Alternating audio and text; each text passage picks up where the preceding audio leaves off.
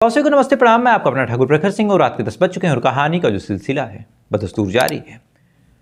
आजकल के टाइम में जैसे जैसे चीज़ें आगे बढ़ रही, जैसे जैसे टेक्नोलॉजी आ रही है, उस हिसाब से जांच पड़ताल के जो तरीके हैं उनमें बड़ी क्रांति आ गई है। अब तो हर चीज़ बहुत डिजिटली हो गया है।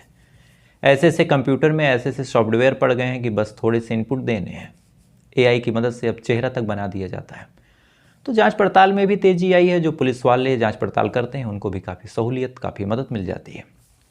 लेकिन जब ऐसी चीज़ें नहीं थी, जब ये कॉल डिटेल नहीं थी, जब CCTV कैमरे हर जगह नहीं लगे थे, जब इतनी फॉरेंसिक एडवांस नहीं थी, तब अगर कोई क्राइम होता था तो पुलिस वाले कैसे सुलझाते थे, जांच पड़ताल का तरीका क्या होता था, ये तमाम चीज़ें आज आपको इस कहानी में देखने को मिलेंगी। और साथ ही ये कहानी लालच, हवस और एक कुछ नया कोशिश करने के तरीके पे जो कुछ आदमी गलती कर जाता है उसका भी एक जीता जागता एग्जाम्पल आपको मिलेगा। कहानी साल 1999 की है। कहानी उत्तर प्रदेश के रायबरेली की है। कहानी उत्तर प्रदेश के रायबरेली में एक थाना लगता है लालगंज। कहानी इसी लालगंज थाने में रहने वाले एक परिवार की है। दरअसल लालगंज के इसी इलाके में एक परिवार रहा करता था। परिवार के जो मुखिया थे वीरेंद्र त्रिपाठी, काफ़ी संपन्न आदमी थे। पूरे इलाके में लोग इनको जानते थे। इनका रसूख था, इनका रुतबा था, ठीक ठाक बड़ा सा घर था। इनकी बीवी थी, एक 14-15 साल का बेटा था जिसका नाम था पिंटू। टोटल परिवार में 3 लोग थे। जिस हिसाब से परिवार में 3 लोग थे उस हिसाब से चूँकि इनके पास पैसे बहुत थे तो इन्होंने एक बहुत बढ़िया घर बनवाया था। कई कमरे थे। अब घर छोटा सा और रहने वाले कम लोग और इधर काफ़ी आलीशान घर बना है। तो फिर इन्होंने सोचा कि क्यों ना अपने घर को जो कुछ कमरे हैं उनको किराए पे दे दिया जाए। कई बार ऐसा होता कि वीरेंद्र अपने काम से बाहर रहते, तो ऐसे में अगर कोई किराएदार रहेगा तो थोड़ा सा घर की सुरक्षा बनी रहेगी। इस वजह से वीरेंद्र ने घर को एक धर्मेंद्र नाम के शख्स को किराए पे दे दिया। धर्मेंद्र शादीशुदा था, अपनी बीवी के साथ आके इसी घर में रहने लगता है। तमाम चीज़ें बिल्कुल ठीक चल रही थी। वक्त आगे गुजर रहा था। जो बेटा पिंटू था वो भी पढ़ने लिखने में होशियार था। इस बार उसे हाई स्कूल का एग्ज़ाम देना था। आसपास के लोगों का चहेता था। 14 जुलाई साल 1999 को अपने स्कूल को जाने के लिए जो पिंटू था वो घर से निकलता है। माँ टिफ़िन वगैरह दे के उसे भेजती है। उसके बाद माँ अपने काम में बिजी हो जाती है। जो बाप था यानी वीरेंद्र त्रिपाठी, वो अपने काम में बिजी हो जाते हैं। शाम हो जाती है। अब जब शाम होती है तो फिर जो वीरेंद्र त्रिपाठी हैं और जो उनकी पत्नी है, दोनों लोग इंतज़ार करते हैं कि पिंटू आने वाला होगा। तमाम बच्चे छुट्टी होने के बाद अपने घर पे आ जाते हैं, लेकिन जो पिंटू था वो नहीं आता। इधर पिंटू नहीं आया, परिवार वाले परेशान हुए। परेशान होने के बाद उन्होंने स्कूल में संपर्क किया और उस टाइम जहाँ पिंटू पढ़ता था उसका नाम था लिटिल फ्लावर्स स्कूल। ये गाँव में ही बगल पे था। जब वीरेंद्र लिटिल फ्लावर्स स्कूल में संपर्क करते हैं तो संपर्क करने के बाद एक ऐसी खबर मिलती है जिसे सुनने के बाद चाहे वीरेंद्र हो चाहे उनकी पत्नी हो, दोनों लोग हक्के बक्के रह जाते हैं। शायद ऐसी चीज़ उन्होंने सोची ही नहीं थी। दरअसल स्कूल मैनेजमेंट बताता है कि जो पिंटू है वो आज आया ही नहीं था और आने की बात छोड़िए, शायद किसी से उसका कोई कांटेक्ट भी नहीं हुआ। अब ये चीज़ जब वीरेंद्र सुनता है तो सुनने का सन्न रह जाता है। फ़ौरन भाग के आसपास के इलाकों में अपने बेटे पिंटू को खोजने निकलता है। इतनी ही देर में जो किराएदार था धीरेन्द्र, वो भी आ जाता है। आने के बाद धर्मेंद्र भी जब ये बात सुनता है तो वो भी खोजने निकलता है। अब तमाम लोग खोज रहे हैं। जैसे जैसे गांव में ये खबर फैल रही, गांव वाले भी खोजने निकल पड़ते हैं। क्योंकि जो वीरेंद्र त्रिपाठी थे गाँव के बेहद सम्मानित व्यक्ति थे। सभी लोग काफ़ी मानते थे। पिंटू को भी काफ़ी लोग प्यार करते थे। देखते ही देखते जंगल के आग की तरह ये खबर पूरे गांव में फैल जाती है कि जो पिंटू है वो कहीं गायब हो गया है। पूरा गांव जी जान से अब पिंटू को खोजने निकलता है। रात होते होते तमाम तरह की बातें होने लगी। तमाम लोग परेशान हो गए। सभी लोग भाग के पुलिस थाने जाते हैं। जाने के बाद कहते हैं कि साहब, मेरा जो बेटा है पिंटू वो कहीं गायब हो गया है। जो पुलिस वाले थे ये बात सुनते हैं तो सुनने के बाद उन्होंने कहा कि देखिए, जो प्रोटोकॉल है उस हिसाब से आपको 24 घंटे इंतज़ार करना पड़ेगा। 24 घंटे तक अगर वो नहीं मिलता तब हम FIR दर्ज करेंगे। अब 10 बजे का निकला, रात हो गई, बेटा आया नहीं। पुलिस वाले प्रोटोकॉल की बात कर देते हैं। बाप प्रोटोकॉल कैसे माने? बेचारा परेशान होकर हर एक जगह की खाक छानता है। तमाम लोग रातों को सो नहीं पाते, तमाम लोग खोजते रहते हैं। पूरी रात गुजर गई, पिंटू का कहीं कुछ अता पता नहीं। सुबह हो गई, सुबह होने के बाद फिर से ये लोग थाने जाते हैं। जाने के बाद फिर से कंप्लेन जब दर्ज करवाने की बात करते हैं तो इस बार लगभग 85 लोग पहुंच जाते हैं पुलिस स्टेशन। अब इतनी भीड़, ये तमाम चीज़ जब पुलिस वाले देखते हैं तब उनके कानों में जूं रेंगती है और वो कंप्लेन दर्ज करते हैं। कंप्लेन दर्ज करने के बाद पुलिस वाले भी खोजबीन शुरू करते हैं। स्कूल से लेके उसके दोस्तों तक, जहाँ जहाँ वो खेलने जाता था, जिस दुकान से वो सामान लेता था, जहाँ वो टॉफ़ी बिस्किट के लिए जाता था, हर उस जगह पे पुलिस वाले जाते हैं, पड़ताल करते हैं। लेकिन ना ही पिता के खोजने पे कोई जानकारी मिली, ना ही पुलिस वालों के पड़ताल पे कुछ मिला। तब भी हाथ खाली थे, अब भी हाथ खाली है। 14 तारीख को बच्चा गायब हुआ था, 15 तारीख को कंप्लेन हुई थी। देखते देखते 16 तारीख आ गई। इधर जब 16 तारीख आ गई और कहीं से कुछ अता पता नहीं चला और ये खबर आसपास के इलाकों में जब फैल गई कि वीरेंद्र त्रिपाठी के जो लड़के हैं पिंटू, उनको किसी ने किडनैप कर लिया या फिर वो कहीं गायब हो गया, पुलिस वाले खोज नहीं पा रहे, तो लगभग सैकड़ों लोग सड़कों पे उतर गए। चूँकि जो वीरेंद्र त्रिपाठी थे उनका इतना रसूख था कि सैकड़ों लोग सड़कों पे आके अब धरना देने बैठ जाते हैं। एक तरह से जो लालगंज चौराहा था या फिर लालगंज थाना था, वहाँ पे चक्का जाम कर दिया जाता है। तमाम दुकानें बंद कर दी गई, लोग नारे लगाने लगे, धरना प्रदर्शन हुआ।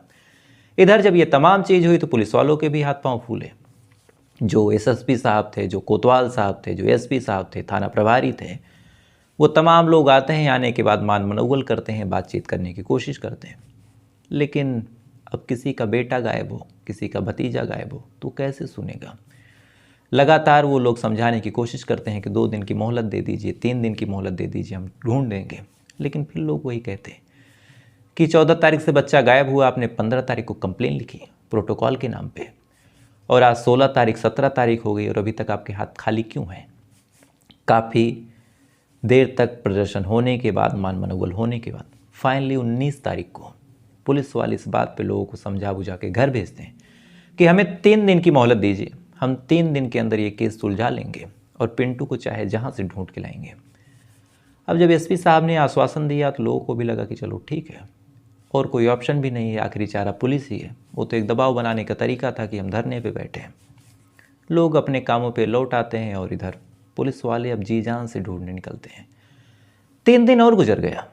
19 तारीख को ये मान मनोबल हुई थी, 3 दिन और गुजर गया। 19 तारीख बीता, 20 बीता, 21 बीता।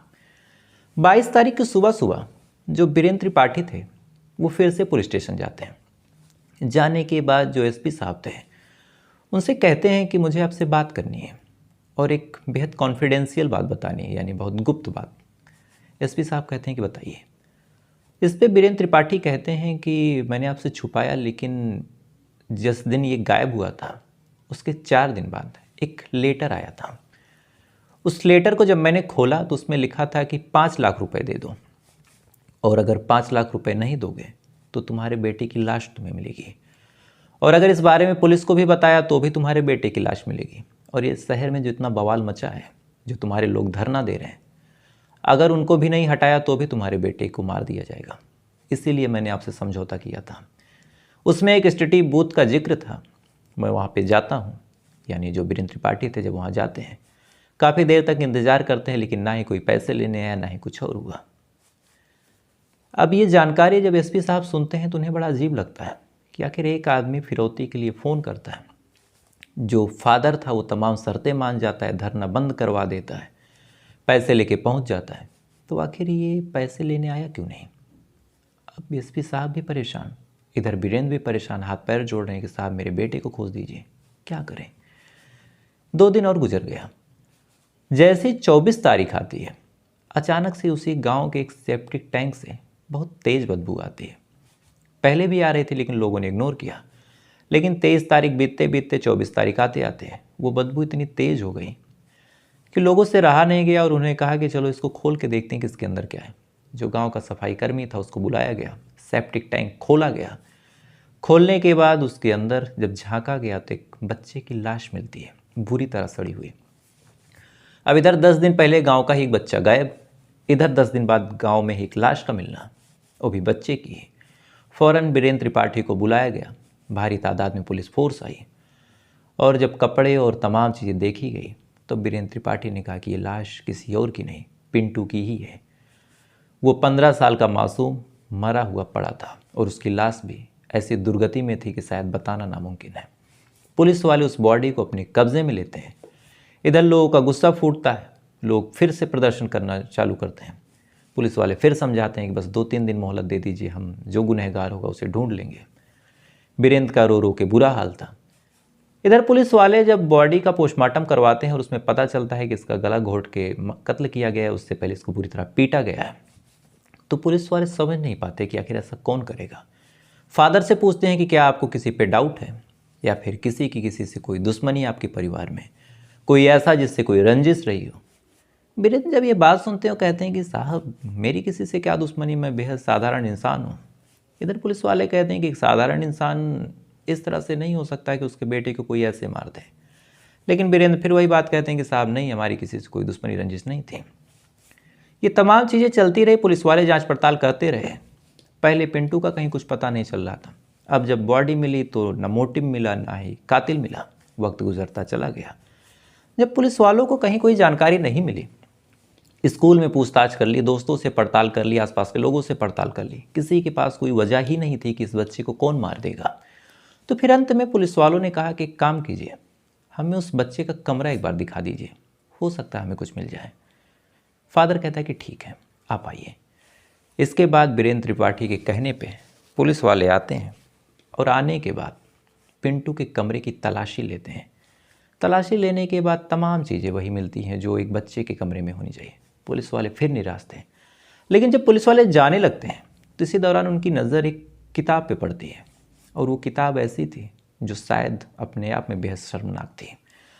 दरअसल उस किताब पे जो टाइटल लिखा हुआ था, जो पोस्टर था, कवर, वो कुछ पोर्नोग्राफी से रिलेटेड था, यानी एक अश्लील साहित्य था। अब एक 15 साल के बच्चे के बैग में, उसके कबर्ड में इस तरह की किताब मिलना, माँ बाप बेचारे अलग शर्मिंदा, पुलिस वाले भी परेशान। लेकिन फिर एक सवाल की किताब आई कहाँ से?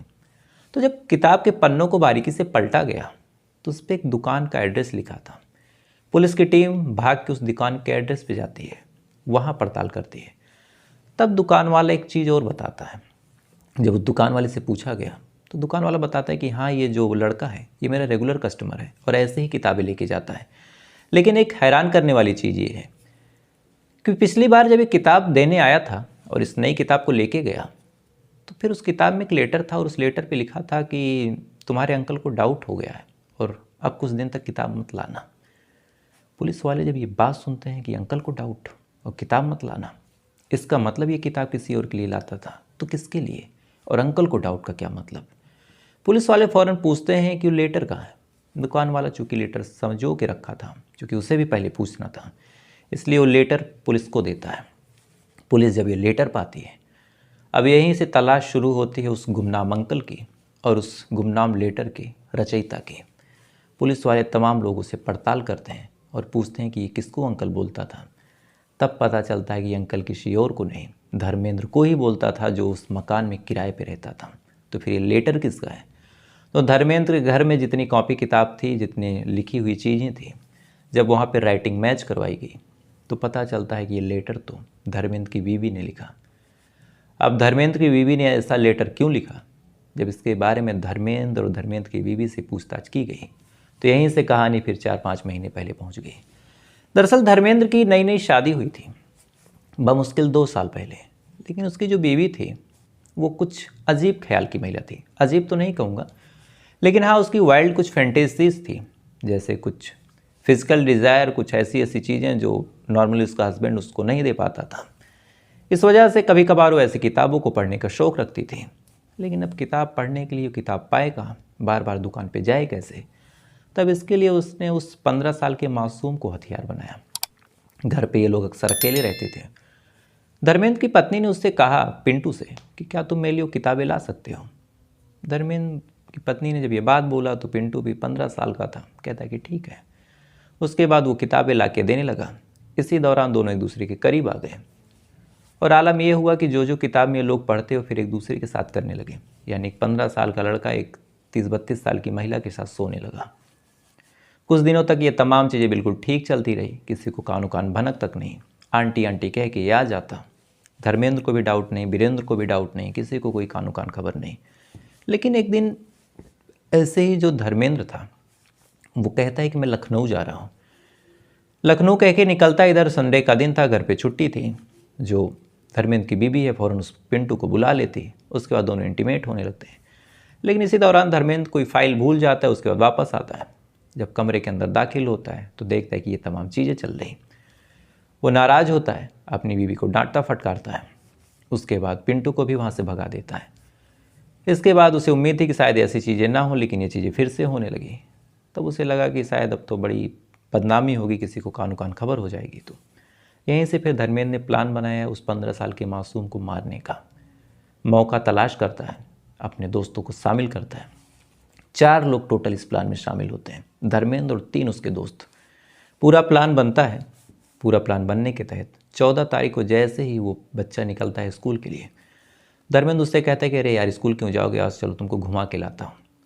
उसके बाद पिंटू धर्मेंद्र के बहकावे में घूमने निकलता है। निकलने के बाद दोनों उसे लेके एक सुनसान जगह पे जाते हैं। जाने के बाद फिर वहाँ पे कुछ देर बातचीत करते हैं। फिर एक गांव में लेके जाते हैं। गांव में लेके जाने के बाद चारों लोग बैठ के शराब पीते हैं। पिंटू से भी कहते हैं कि तुम भी पी लो। पिंटू कहता है कि नहीं, मुझे शराब नहीं पीनी। उसके बाद बातचीत शुरू होती है। फिर पूछा जाता है कि तुम कैसे मेरी बीबी के करीब आए। पिंटू समझ नहीं पाता, तमाम चीज़ें बता देता है। उसके बाद अचानक से धर्मेंद्र उठता है। उठने के बाद पिंटू के ऊपर हमला करता है।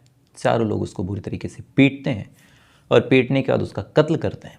और कत्ल करके अब जब बारी आती है लाश का क्या करें, तो फिर गांव के ही उसी सेफ्टी टैंक में डाल देते हैं और ऊपर से ढक्कन लगा देते हैं, इस उम्मीद में कितना भारी ढक्कन है, क्या ही कोई हटाएगा और किसी को क्या ही खबर पता चलेगी। लेकिन इधर जब पुलिस वालों के घिराव होने लगे तब धर्मेंद्र डरता है और उसने फिर किडनैपिंग का नाटक किया। खैर उसका कोई फ़ायदा नहीं। अब पुलिस वाले जब ये पूरी कहानी सुनते हैं तो बस एक सवाल था कि क्या धर्मेंद्र की बीवी को इस बारे में कोई जानकारी थी। तो पता चलता है कि नहीं।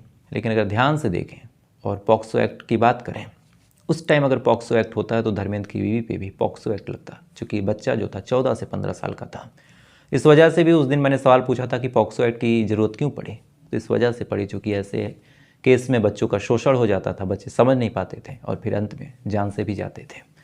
तो फिलहाल ये थी पूरी कहानी, और इस कहानी को सुनाने का मकसद किसी को दुखी करना नहीं, किसी को कुछ बुरा भला कहना नहीं। लेकिन हाँ, ऐसी चीज़ें भी होती रहती हैं, तो आप लोग भी वीडियो को शेयर कीजिए। ऐसे घरों में जहाँ छोटे बच्चे हैं, आजकल स्मार्टफोन पे बहुत ज़्यादा उनको यूज़ किया जा रहा है। तो आपसे कल फिर मुलाकात हुई किसी दूसरी कहानी के साथ। तब तक अच्छे रहिएगा, खुश रहिएगा, अपना ख्याल रखिएगा, अपने देश का ख्याल रखिएगा। जय हिंद, वंदे मातरम।